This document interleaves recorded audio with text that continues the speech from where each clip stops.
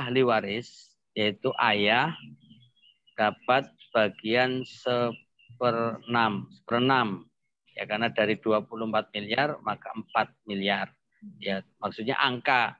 Yang penting angkanya. Adapun belakangnya sekali lagi hanya contoh.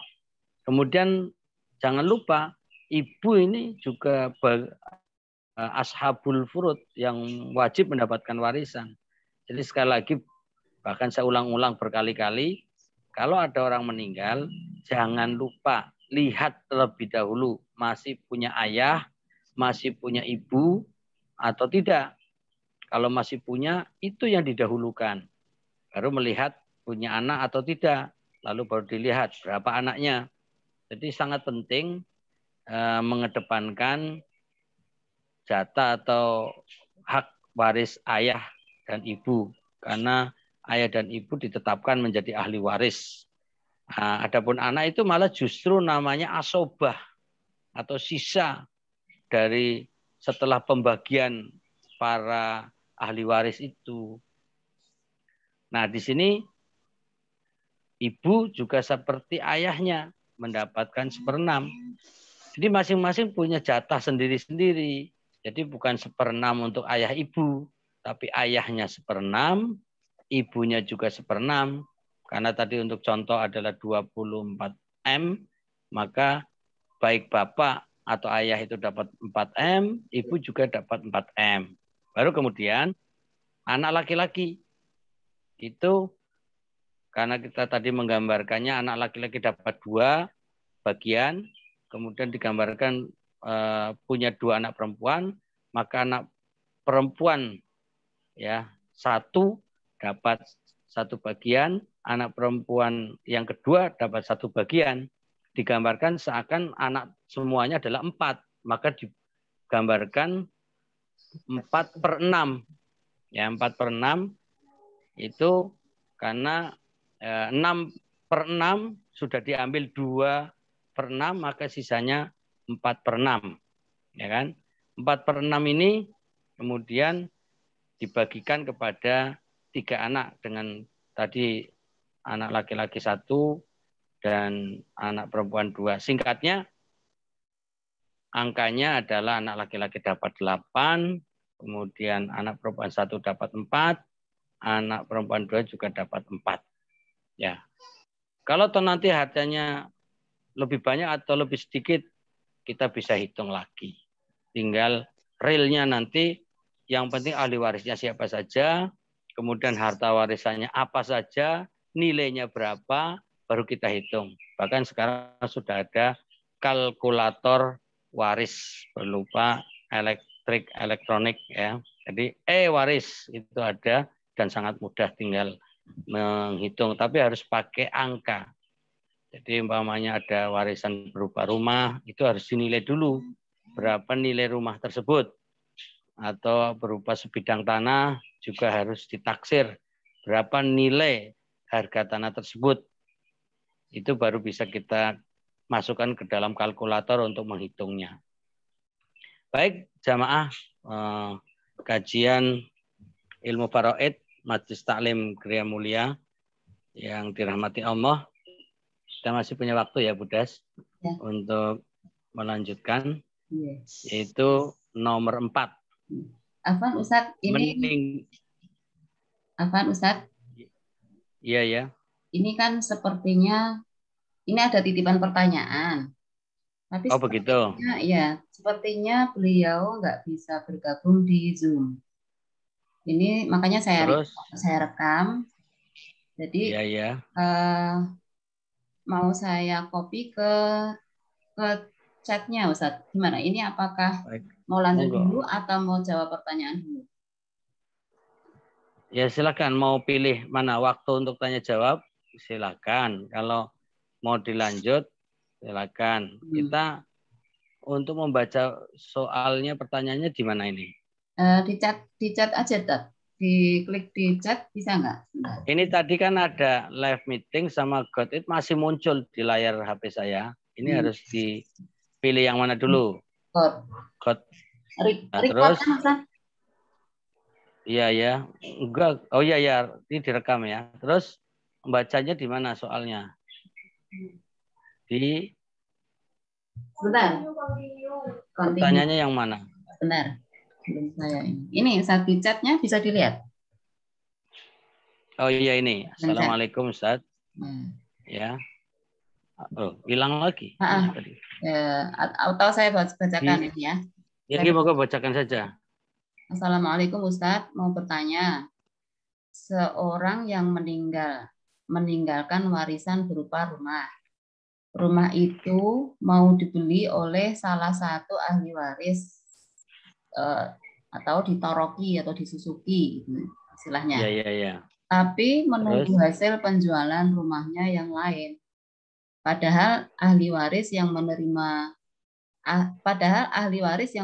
sudah tua, sakit, dan sangat membutuhkan.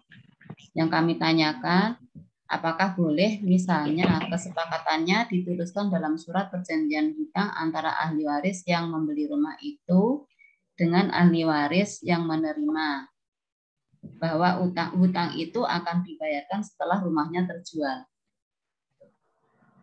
Ya boleh saja. Jadi artinya kesepakatan penjualannya sudah artinya dari sisi transaksi dan kesepakatan harganya sudah sepakat gitu kan, hanya masalahnya pembayarannya yang belum saat ini itu.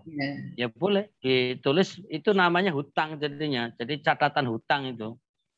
Jadi artinya ahli waris lain hutang kepada ahli waris yang lainnya lagi gitu kan, maka dalam bentuk surat pernyataan sebagai utang piutang. Jadi sudah bukan lagi sebagai ini pembahasan warisan. Jadi harus pembagian warisannya sudah diselesaikan dulu. Berapa nilai rumah tersebut. Kemudian berapa bagian para ahli waris yang ada. Kemudian karena ingin noroki, ingin bayari rumah tersebut, belum ada uang cash, dengan alasan nunggu terjualnya rumah yang dimiliki, maka utang gitu. Jadi ahli waris ini saya hutang kepada ahli waris lain. Nah, bahkan wajib dicatat. Idza tadayantum bidainin faktubu. Kan apabila hutang dengan suatu perhutangan kepada orang lain ini harus dicatat. Jadi malah justru wajib catat itu. Tapi sudah babnya bukan bab warisan lagi, babnya catatan utang piutang, bahkan wajib. Ya, begitu. Perlu di depan notaris atau tidak itu, Ustaz? Seperti itu. Ya, itu tinggal tidak harus. Menulis itu yang penting catatan dan ada saksi, gitu kan. Masalah notaris itu kan karena berkaitan dengan kekuatan hukum. Kalau dikhawatirkan nanti terjadi hal-hal yang tidak diinginkan, maka ke notaris itu sangat dibutuhkan atau penting, tapi tidak wajib. Yang penting ada catatan, ada saksi. Sekedar pakai tulisan biasa di materai itu ditandatangani, ada saksi, sudah cukup sebenarnya. Begitu, Bu. Ya, baik Ustaz, itu saja. Monggo dilanjut untuk materi berikutnya. Masih ada waktu berapa?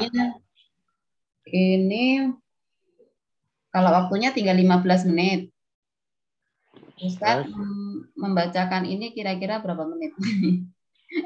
Ini kalau nomor 4 ya, mungkin ya 5 menit lah atau 7 menitan lah. Nanti tinggal kalau ada pertanyaan bisa dipotong nggak apa-apa. Saya melanjutkan bacaan ini. Kalau nanti tiba-tiba ada penanya, monggo boleh disampaikan. Saya bacakan dulu lanjutannya di halaman 104. Afwan, Ustaz. Ini ada tambahan pertanyaan lagi. Ibu Silakan. Nenek ya, ibu nenek ya. Itu ada sih di sini. Nggak ada namanya kok ibu nenek. Ya udah nggak apa-apa lah, nama itu penting, tapi belum bisa disebut. Pada perhitungan di atas, bagaimana posisi istri dan bapak yang meninggal? Apa tidak mendapatkan warisan? Oh ya, jadi dalam contoh tadi di atas ada seorang katakanlah anak, ya. Nah anak ini bisa jadi punya istri, bisa jadi kalau anaknya ini perempuan punya suami, tapi digambarkan meninggal sudah tidak punya pasangan, baik itu dari laki-laki sudah tidak. Sebentar Ustaz. Pada perhitungan di atas bagaimana posisi istri dari bapak yang meninggal? Apa tidak mendapatkan warisan? Istri dari bapak yang meninggal. Jadi itulah rancunya memahami istilah. Jadi begini, dalam contoh di buku ini tidak ada istri, tidak ada suami. Adanya ayah dan ibu dari almarhum yang meninggal itu. Jadi istilah istri sendiri, istilah ibu sendiri. Jadi maksudnya ayah dan ibu itu kan suami istri. Aslinya ayah adalah suaminya ibu, kan gitu. Nah, sementara yang meninggal digambarkan seseorang yang tidak punya pasangan atau sudah tidak ada pasangan tapi meninggalkan anak, kan gitu. Jadi contoh, ada seorang anak laki-laki sudah menikah. Halo? Ya. Ya. Sudah menikah. Katakanlah seorang laki-laki sudah menikah punya anak. Tapi istrinya sudah meninggal atau maaf, sudah pisah umpamanya. Kan anak itu meninggal tapi punya anak, tapi dalam gambaran tadi masih punya ayah, masih punya ibu. Jadi di sini tidak ditulis istri, tidak ditulis suami karena dia meninggal tanpa pasangan. Tapi punya anak dan masih ada ayah ibunya. Jadi istilah ayah itu wajib mendapatkan 1/6. Istilah ibu mendapatkan 1/6 dan ayah ibu itu adalah suami istri, ya kan? Kemudian ada 2, itu berarti kan anaknya yang meninggal. Cuma yang meninggal itu katakanlah dia laki-laki sudah tidak ada istrinya gitu. Ya. Bisa dipahami nggih? Bisa diikuti maksudnya. Jadi yang perlu diingat lagi, istilah dalam warisan, dalam ilmu faraid menggunakan dengan jelas ayah ya maksudnya ayah yang meninggal. Ibu ya ibunya si mayit tadi. Maka istri ya harus namanya istri. Jadi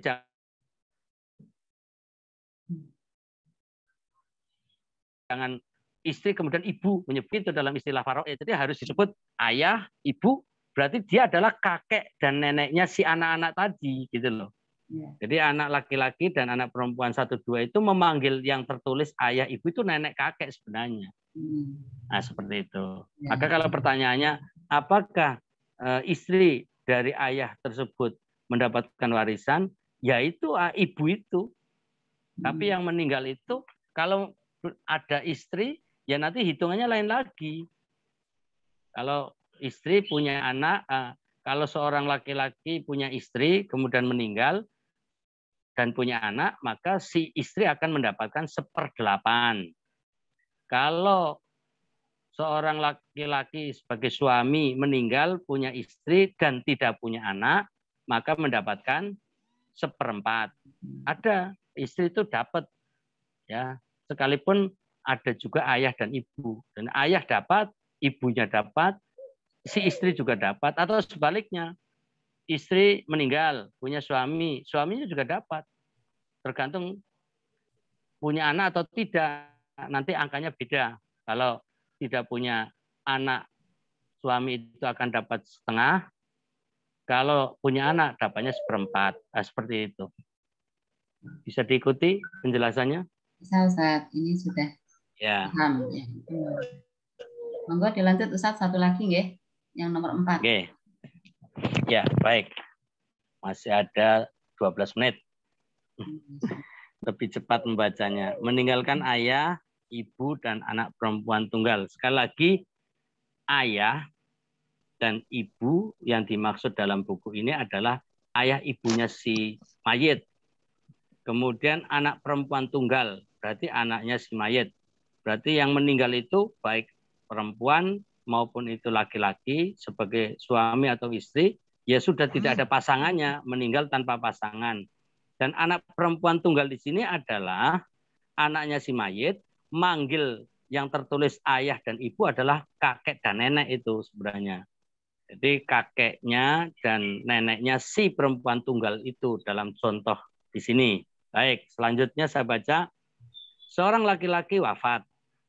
Ya, laki-laki ini sudah tidak punya istri berarti, entah meninggal entah pisah.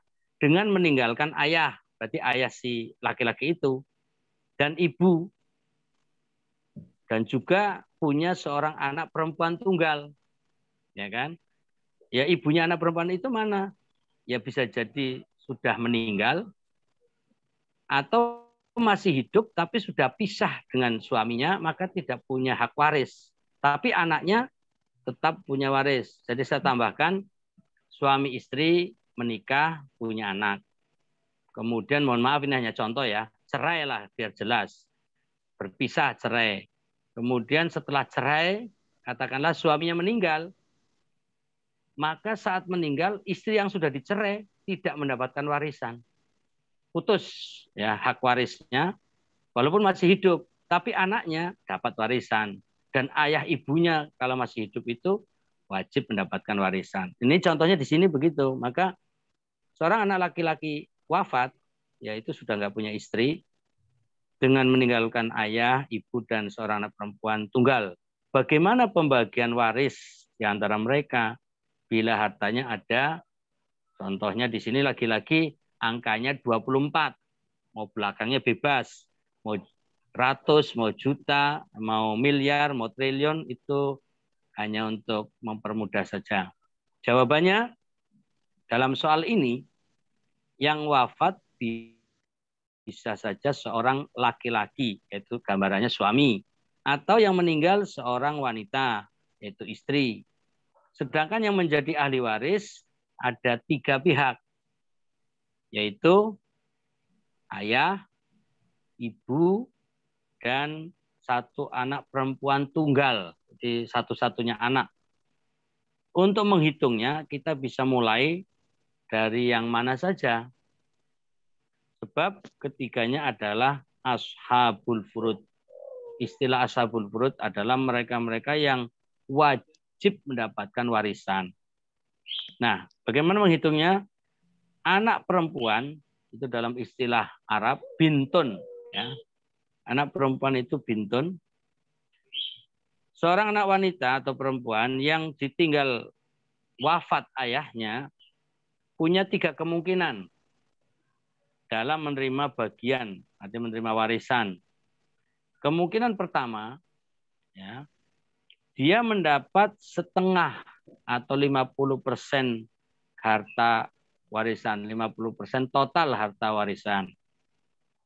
Karena dia adalah anak perempuan tunggal atau menjadi satu-satunya anak dari almarhum. Maka anak perempuan mendapat setengah kali 24 karena angkanya miliar sama dengan 12 miliar. Nah, berapa bagian untuk ibu? Sekarang kita cari berapa bagian yang menjadi hak ibunya almarhum. Dalam hal ini ibu menerima 1/6 bagian. Jadi ketetapan untuk ibu, untuk ayah itu sudah ada dalam nas atau teks Al-Quran. Kalau anak itu hanya dapat bagian 1, untuk perempuan, untuk laki-laki bagian 2. Berapa angkanya nggak disebut, persenannya nggak disebut. Kalau ayah ibu itu dapat. Tapi mereka anak tetap sebagai ashabul furud, ya, yang pasti wajib mendapatkan warisan. Cuma istilahnya asobah, sisa setelah ayah mendapatkan hak warisnya, ibu menjadi hak warisnya, artinya nenek kakeknya si anak perempuan tadi itu punya hak waris, itu harus ngambil dulu. Jadi kakek dan neneknya si bintun anak perempuan tunggal itu harus ngambil dulu, baru nanti sisanya untuk si anak perempuan. Itu sebenarnya. Kemudian cuma di sini dalam contoh anak perempuan malah justru di sini mendapatkan setengah. Jadi ngambil setengah dulu, 50%. Lalu kita cari untuk ibu 1/6 bagian karena almarhum wafat dengan meninggalkan 1 anak perempuan. Kalau jumlah harta yang dibagi waris sebesar 24 miliar, maka 1/6 kali 24 miliar adalah 4 miliar. Jadi ibu mendapatkan 4. Nah, berapa bagian untuk ayah? Dalam hal ini ayah mendapat 1/6 bagian plus asobah. Jadi dapat 1/6 bagian ditambah mendapatkan asobah sisa. Jadi ayah double dapatnya. Dia wajib mendapatkan 1/6. Terus nanti setelah dibagi sisanya berapa itu untuk ayah. Bila masih ada sisa. Yaitu bila almarhum punya anak perempuan atau cucu perempuan. Kalau jumlah harta yang dibagi waris sebesar 24 miliar, maka 1/6 kali 24 miliar adalah 4 miliar. Sedangkan sisanya juga menjadi hak ayah. Tetapi berapa sisanya? Nah ini catatannya, anak perempuan dapat setengah, ya kan? Yaitu angkanya 12 M. Ibu mendapatkan 1/6, angkanya 4 M. Ayah mendapatkan 1/6 plus asobah atau sisa, maka totalnya mendapatkan 8 M. Anak perempuan lebih banyak dari kakek dan neneknya. Itu nomor 4. Apakah masih mau kita lanjut? Kurang 5 menit. Monggo, barangkali ada pertanyaan lain. Adakah pertanyaan lain? Ibu ada yang bertanya? Mungkin bisa raise hand atau nanti saya unmute kalau memang ada pertanyaan. Nanti biar suaranya keluar. Jadi tidak perlu menulis di chat. Nggak perlu nulis di chat. Kalau misalnya pengen bertanya, kami langsung saja. Yeah, langsung nanti saya unmute ininya, mikrofonnya. Monggo, kurang 5 menit, kurang 4 menit. Kalau kita baca nomor 5 agak panjang lagi nanti. Oh ya. Atau kita tuntaskan sambil menunggu ya. Ini biar karena ada huruf ini huruf D ya, nanti berikutnya huruf E. Ya. Sambil menunggu udah. Ya, apa Ustaz? Muncul pertanyaan. Ini mungkin saya ingin bertanya tadi, penasaran. Kan itu anaknya kan hanya perempuan. Iya, iya. Nah, kalau anak perempuan sepertinya kan saudara dari bapaknya yang meninggal itu juga mendapatkan warisan, itu gimana Ustaz? Ada ayah. Ada ayah ya. Jadi saudara yang meninggal enggak di sini kan tidak ada keterangan punya saudara. Ya. Kalaupun kan ayah, ibu. Yang meninggal satu anak gitu kan. Tapi anak itu punya anak juga gitu loh. Ya. Nah, seandainya ya, anak itu punya saudara gitu kan. Punya saudara, tapi masih punya ayah. Maka ayahnya menutup bagian saudara-saudaranya itu. Gitu ya. Jadi ya, kalau sudah ayah itu kan berarti kalau ayah itu kan laki-laki, itu akan menutup. Tapi kalau ibu, saudaranya bisa dapat. Oh gitu ya. Ya. Jadi tergantung kondisi. Jadi tidak serta-merta saudara mesti dapat. Ya kan? Ya. Karena ada ayah, tapi kalau tidak ada ayah, saudara dapat. Gitu.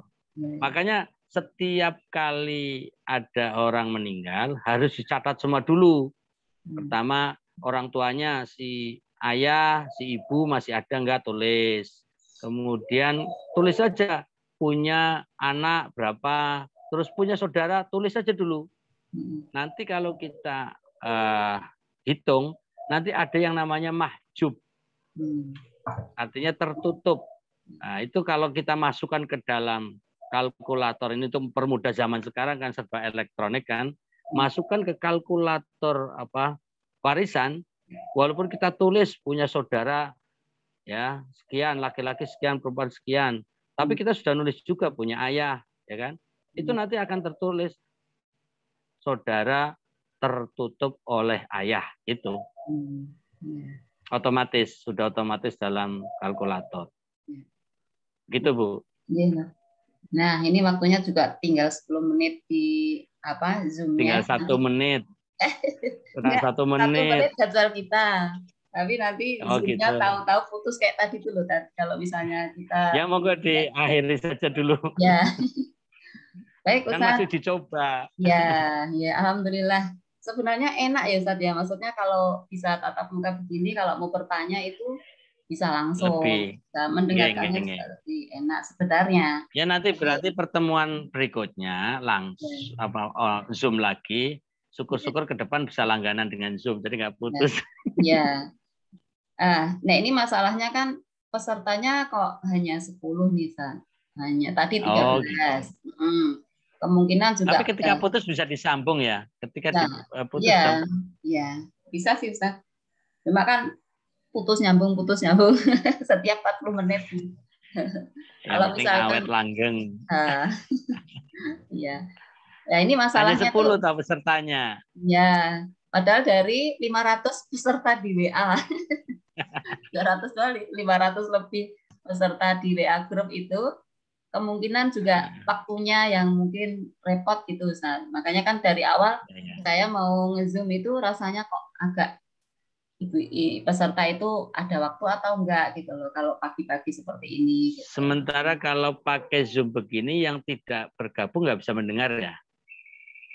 Sementara Ustaz karena belum saya buka streamingnya ya. Tapi ini saya record sih. Saya rekam jadinya. Ya nanti ke depan tetap pakai Zoom tapi kalau bisa ada streamingnya kan. Jadi nanti bagi yang tidak ikut langsung bisa memutar kembali apa yang sudah kita sampaikan. Ya, baik. Ya. Ini saya record ya Ustaz. Insya Allah nanti hasil rekamannya, Insya Allah nanti saya share di grup. Apa lebih nyaman kembali ke WA? Nanti coba di voting dulu. Iya, monggo silakan. Cek. Bu Jo, apa lebih bagusnya sih Bu Das pakai Zoom. Memang kasihan nggak semua orang bisa aplikasi ini mungkin ya karena kalian jemaahnya tua gitu ya. Oh gitu, iya. Simba. Ini ada siapa ya? Namanya kok Nenek Solo gitu loh. Ini Bu Yasmin ya? Masa masih muda tulisannya Nenek. Ini Bu Yasmin. Yasmin, Ustaz. Oh. Iya, masa tulisannya Nenek. Sudah Nenek. Ya nggak apa-apa. Berarti nenek yang awet muda. Amin. Kalau gini kan bisa jelas nih gini atau nanti yang bisa pakai Zoom yang enggak mungkin pakai yang lain bisa Bu. Nah itu pakai streaming itu loh. Pakai streaming. Halo. Ya Ustaz. Gimana? Kita tutup dulu aja ya Ustaz ya. Nanti khawatirnya tahu putus. Ya. Moga diberi saya sudah cukup gitu ya. Berarti saya tutup dulu nanti baru Budas menutup selanjutnya. Ya, baik Ustaz. Baik, alhamdulillah kajian Faraid kita sudah tuntas selesai pada pertemuan kali ini. Alhamdulillah lancar, hanya putus sekali. Mudah-mudahan ke depan lebih baik lagi dan bermanfaat buat kita semuanya. Aku qouli hadza astaghfirullah li wa lakum subhanakallahumma wa bihamdika asyhadu an la ilaha illa anta astaghfiruka wa atubu ilaik. Waktu saya kembalikan ke admin Ibu Das. Moga. Jazakumullah khairan katsira Ustaz Furqon yang sudah memberikan penjelasan yang begitu gamblangnya kepada kita semua. Tapi ini ilmu ini kalau tidak kita praktekkan tentu akan lupa Ustaz. Makanya harus selalu berlatih dan kalau praktekkan banyak nunggu orang mati gitu loh. Bukan begitu. Yang sudah mati dulu-dulu itu kan banyak yang belum dibagi Ustaz. Iya. Harus diselesaikan. Ya, saya siap bantu gitu untuk orang mati. Silakan tutup aja dulu. Baik Ustaz Thayyib, ibu-ibu semua, alhamdulillah pagi ini kita sudah mendapatkan ilmu yang sangat bermanfaat dari Ustadz Furqon. Semoga kita bisa mengamalkan, mempraktekkan dan juga menyampaikan kepada saudara-saudara kita yang lain. Amin. Baik. Mohon maaf atas segala salah kata dan sikap saya. Semoga ke depan pekajian Faraid ini akan lebih kondusif lagi, akan lebih semarak lagi, lebih antusias lagi. Dan semoga Allah selalu meridhoi dan melindungi kita. Semoga Ustadz selalu sehat, ibu-ibu semuanya juga semua selalu sehat dalam lindungan Allah Subhanahu wa taala. Kami sekali lagi sebagai pengurus dan admin, mohon maaf atas segala kesalahan. Kami tutup. Assalamualaikum warahmatullahi wabarakatuh. Waalaikumsalam warahmatullahi wabarakatuh. Waalaikumsalam warahmatullahi wabarakatuh. Berarti lanjutannya live, ya, keluar ini. Ya. Ya. Ya. Jazikillah Bu Das, izin live ya. Ya, Bu Yasmin. Jazakumullah, Mbak Yu. Oh iya. Alhamdulillah. Afwan telat, iya Afwan telat bukanya, jadi nggak ngerti pakai Zoom. Sebenarnya ada pertanyaan buat Ustadz Furqan, tapi bulan depan aja biar rinci itunya. Kenapa nggak sekarang? Saya masih ada. Masih live ya, Tat? Enggak, soalnya panjang, Tat. Soalnya panjang. Gimana? Mau nanya atau nanti aja? Ya udah bulan depan aja. Bulan depan aja, Tat.